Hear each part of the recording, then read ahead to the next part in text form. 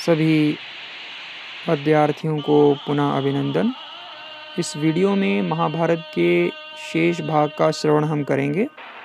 महाभारत के पहले भाग, साथ ही रामायण के भाग 1 और भाग 2 के लिंक नीचे डिस्क्रिप्शन में दिए गए हैं। यदि आपने अभी उन कथाओं का श्रवण नहीं किया है तो आप लिंक की मदद से उसका श्रवण कर सकते हैं। साथ ही दूसरे एकेडमिक वीडियोस के लिंक्स भी नीचे डिस्क्रिप्शन में दिए गए हैं। आइए अब श्रवण करते हैं महाभारत के शेष भाग का। गांधार नरेश शकुनी। शकुनी गांधार का राजकुमार था। उसके 100 भाई और 1 बहन गांधारी थी। गांधार के राजा सुबल ने अपनी पुत्री गांधारी का विवाह धृतराष्ट्र के साथ किया था। जब शकुनी को पता चला कि उसकी बहन का विवाह एक अंधे राजकुमार के साथ किया जा रहा है तो वह महामहिम भीष्म पर बहुत क्रोधित हुआ, क्योंकि भीष्म ही राजा सुबल के पास इस विवाह का प्रस्ताव लेकर गए थे। राजा सुबल भीष्म के प्रस्ताव को अस्वीकार नहीं कर पाए, क्योंकि भीष्म उस समय के शक्तिशाली राज्यों में से एक हस्तिनापुर के सर्वे सर्वा थे। गांधारी की ज्योतिष पत्री से पता चला कि उनकी किस्मत से उनका पहला पति मर जाएगा। ज्योतिषियों के बताए उपाय के अनुसार एक बकरे की व्यवस्था की गई और राजकुमारी का विवाह उससे कर दिया गया। फिर पुरोहितों ने उस बकरे को मारकर एक समारोह में प्रदर्शित किया। कुछ वर्षों बाद गांधारी का विवाह हस्तिनापुर के राजकुमार धृतराष्ट्र के साथ कर दिया गया।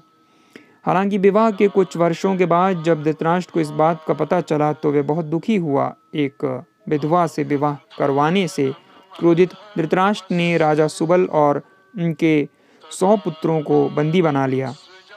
राजा सुबल और उनके 100 पुत्रों को अंधेरे कारावास में रखा गया और उन्हें हर दिन केवल 1 मुट्ठी चावल का भोजन दिया जाने लगा।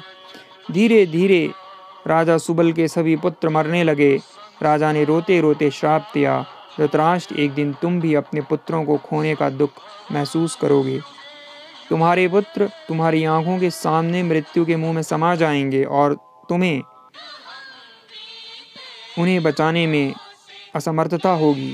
गांधार के राजकुमारों ने फैसला किया कि वे सभी अपने अपने हिस्से में से थोड़ा थोड़ा हिस्सा सबसे युवा राजकुमार को देंगे, ताकि उनमें से कम एक जीवित रहे और बड़ा होकर धृतराष्ट्र से क्रूरता के लिए अपना बदला ले सके। इस प्रकार उन राजकुमारों में से सबसे छोटा शकुनी सारा चावल खाने लगा। वह जीवित रहा, जबकि उसके भाइयों और पिता की धीरे धीरे भूख से मृत्यु हो गई। अपनी मृत्यु से पहले राजा सुबल ने शकुनी से कहा, पुत्र, तुम अपने पिता और अपने भाइयों की मौत का बदला अवश्य लेना। इसके लिए तुम मेरी जांघ की हड्डी से एक पासा बनाना। वह पासा हमेशा ही तुम्हारा आदेश मानेगा। वह तुम्हें पासों के खेल में कभी भी हारने न देगा। तुम धृतराष्ट्र को उससे भी ज़्यादा दर्द देना जितना कि उसने हमें दिया है। मेरा आशीर्वाद सदैव तुम्हारे साथ होगा। राजा सुबल की मृत्यु हो गई और शकुनी ने प्रतिज्ञा की कि वह वही करेगा जैसा कि उसके पिता ने उससे कहा था। जब शकुनी को कारावास से बाहर निकाला गया तब दुर्योधन और गांधारी के साथ रहने लगा। उसने दुर्योधन से मित्रवत व्यवहार करके उसके मन में पांडवों के प्रति जहर भरना शुरू कर दिया। यह शकुनी का ही जादुई पासा था जिसने द्यूत सभा में पांडवों को अपना सब कुछ खोकर 13 साल के लिए वनवास भुगतने पर मजबूर कर दिया था। दुर्योधन ने अपने मामा शकुनी पर विश्वास करना शुरू कर दिया था और वे बहुत कम उम्र से ही पांडवों को नापसंद करने लगा था। इसलिए जब कुरुक्षेत्र में महान युद्ध लड़ा गया तो उसके होने में शकुनी ने एक महत्वपूर्ण भूमिका निभाई थी। वे अपनी योजना में सफल रहा। जब दुर्योधन सहित सारे कौरव अपने सभी समर्थकों के साथ युद्ध में मारे गए। भीष्म कौरवों की ओर से युद्ध कर रहे थे, लेकिन वह पांडवों से बहुत प्यार करते थे। भीष्म ने शपथ ले ली थी कि वह हमेशा हस्तिनापुर के राजा की सेवा करेंगे और इसलिए वे कौरवों की ओर से लड़े। लेकिन भीष्म ने इस बात का ख्याल रखा कि उनसे एक भी पांडव नहीं मारा जाए दुर्योधन को लगा, ऐसी क्या बात है जिसके कारण हमारे सेनापति पांडवों में से किसी एक को भी नहीं मार रहे हैं। लड़ाई के तीसरे दिन भीष्म ने एक गिद्ध व्यूह रचा और उसकी सेना की व्यवस्था कर पांडवों पर हमला कर दिया। उस दिन पराक्रमी भीष्म के आक्रमण से कई वीरों की मृत्यु हो गई। भीष्म ने कई तीर अर्जुन को मारे और उससे वह घायल हो गया। कृष्ण ये सहन न कर सके। उन्होंने सोचा, अगर ऐसा ही जारी रहा तो पांडव जल्द ही हार जाएंगे और वह अपना आपा खोकर क्रोधित होकर पांडवों के विरुद्ध लड़ने वाले भीष्म की ओर रथ का एक पहिया उठाकर मारने के लिए भागे। भीष्म श्री कृष्ण को अपनी ओर आता देख हथियार फेंकते हुए हाथ जोड़कर बोले, मैं बहुत भाग्यशाली हूँ कि इतने बड़े ब्रह्मांड के भगवान ने मुझे अपने हाथों से इस संसार से मुक्त होने का निर्णय किया है। हे माधव, मुझे अपने हाथों से मार दीजिए। जब श्री कृष्ण ने भीष्म का स्वर सुना तो वे रुक गए। उन्हें याद आ गया कि उन्होंने उस युद्ध में कोई भी अस्त्र शस्त्र ना उठाने की कसम खाई थी। उन्होंने पहिया नीचे फेंक दिया और अर्जुन के रथ की ओर वापस चले गए। युद्ध के 10वें दिन श्री कृष्ण ने अर्जुन को सलाह दी कि वह भीष्म के साथ होने वाले युद्ध में शिखंडी को एक ढाल के रूप में उपयोग करेंगे। एक बार उनका सौतेला भाई विचित्रवीर्य काशी की राजकुमारी अम्बा के प्रेम में पड़ गया तो भीष्म अम्बा को जबरदस्ती अपने भाई से विवाह करने के लिए हस्तिनापुर ले आए। जब विचित्रवीर्य को पता चला कि राजकुमारी अम्बा किसी और से प्रेम करती है तो उसने विवाह करने से इनकार कर दिया। तब अम्बा ने भीष्म से विवाह करने के लिए पूछा, लेकिन भीष्म ने इसके लिए मना कर दिया क्योंकि उन्होंने आजीवन ब्रह्मचर्य धारण करने की शपथ ली थी। क्रोध में पागल होकर अम्बा ने भीष्म की हत्या करके उससे बदला लेने की प्रतिज्ञा की। वह वन में चली गई और एक कठिन तपस्या करनी शुरू की, जिसके लिए उसे भगवान शिव ने आशीर्वाद दिया कि वह एक आदमी में परिवर्तित हो जाएगी। इस प्रकार अम्बा को शिखंडी के नाम से सब लोग जानने लगे। भीष्म जानते थे कि शिखंडी ही अम्बा है, इसलिए जिस दिन शिखंडी भीष्म के सामने आया, भीष्म ने अपने हथियार गिरा दिए और कहा, मैं एक स्त्री के साथ युद्ध नहीं करूँगा। अम्बा, मैंने जो भी किया है उसके लिए मैं वास्तव में क्षमा चाहता हूँ, कृपया मुझे क्षमा करें। श्री कृष्ण के इशारे पर अर्जुन ने अवसर पाकर भीष्म पर सैकड़ों तीरों की वर्षा कर दी। तीरों ने भीष्म के शरीर को भेद दिया। वे जमीन पर गिर गए, लेकिन उस रूप में भी उनके शरीर ने जमीन का स्पर्श न किया था। तीरों ने उनके लिए एक बिस्तर बना दिया था और वह उस पर लेटे हुए थे। तब युधिष्ठिर, भीम, द्रोण, कर्ण, कृपाचार्य जैसे वीरों के साथ सभी पांडव और कौरव उनके चारों ओर इकट्ठे हो गए। भीष्म ने कहा, अर्जुन, तुमने जिस वीरोचित बिस्तर पर मुझे लिटाया है उसके लिए मैं तुम्हारा आभारी हूँ, लेकिन मेरे सिर में दर्द हो रहा है, इसलिए क्योंकि इसके नीचे कोई सिराना नहीं है। कृपया मुझे एक तकिया दे दो। तब अर्जुन ने 2 तीर चलाए। तीर भीष्म के सिर के दोनों किनारों पर सिर को बिना चोट पुछाए जमीन में इस तरह धंस गए जिससे उनके सिर को सहारा मिल गया। थोड़ी ही देर में भीष्म ने पीने के लिए पानी मांगा। दुर्योधन ने एक सेवक को पानी लेने के लिए भेजा। भीष्म ने कहा, पुत्र, तुम मुझे जो पानी भेंट कर रहे हो वह पानी में पीना नहीं चाहता। तब उसने फिर से अर्जुन की ओर देखा। अर्जुन ने तीर को धरती की ओर लक्ष्य करके चला दिया, जिससे अचानक जमीन से पानी की एक धारा फूटकर बाहर निकली और भीष्म के मुंह तक पानी पहुंच गया। ये गंगा माँ थी जो भीष्म की माँ थी। भीष्म अब अपने करीब अपने माँ को पाकर संतुष्ट थे। भीष्म को उनके पिता ने इच्छा मृत्यु का वरदान दिया था, इसलिए वे तीरों के बिस्तर पर लेटे लेटे पवित्र काल उत्तरायण पुण्य काल की प्रतीक्षा करने लगे। ये माना जाता है कि बैकुंठ, जहाँ श्री भगवान विष्णु निवास करते हैं, उसके दरवाजे उत्तरायण पुण्यकाल के दिन खोल दिए जाते हैं और जो आत्माएं पृथ्वी छोड़कर स्वर्ग पहुँचती हैं वे उस दिन भगवान को देख सकती हैं। जब उत्तरायण पुण्य काल का समय आया तब भीष्म मृत्यु की गोद में समा गए।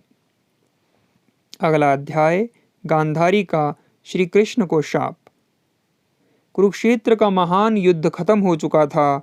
श्री कृष्ण युद्ध के मैदान में चले गए, जहां महिलाएं बैठकर अपने मृत पिता, पति और पुत्रों के लिए रो रही थी, जबकि गांधारी अपने 100 पुत्रों को खोने के बाद भी उन सभी दुखी महिलाओं को शांत करने की कोशिश कर रही थी।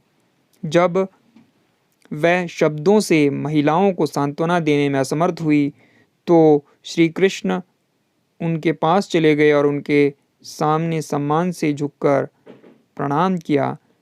महारानी गांधारी ने जब श्री कृष्ण को देखा तो उन्होंने कहा, आप मेरे पुत्रों की मृत्यु का कारण हैं। आप युद्ध को रोक सकते थे, लेकिन आपने ऐसा नहीं किया।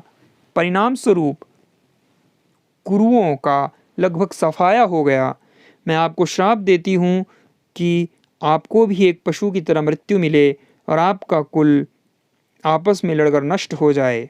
श्री कृष्ण धीरे से मुस्कुराए और कहा, माँ, आपने मुझे एक बोझ से राहत दी है। मेरे कुल को उनके अलावा इस दुनिया में कोई और नष्ट नहीं कर सकता। कुछ समय से वे बहुत पापी और लालची हो गए हैं, इसलिए आपने मेरी समस्या का हल निकाल दिया है कि वे आपस में लड़ें और एक दूसरे को मार डालें। रहा मेरी मृत्यु का प्रश्न, तो मैं आपके श्राप को आपके आशीर्वाद के रूप में स्वीकार करता हूँ। दुख से अभिभूत गांधारी ने जब श्री कृष्ण की बात सुनी तो वह शांत हो गई। हालांकि उसके सभी पुत्र युद्ध भूमि में मृत पड़े थे। उनके श्राप का प्रभाव जल्द ही तब देखने को मिला जब द्वारका में ऋषि विश्वामित्र, कण्व और नारद पधारे। तब युवा वृषणों के एक समूह ने एक युवक को एक औरत का रूप बनवाकर उसकी पोशाक में एक गदा छिपाकर मुनियों के सामने ले गया।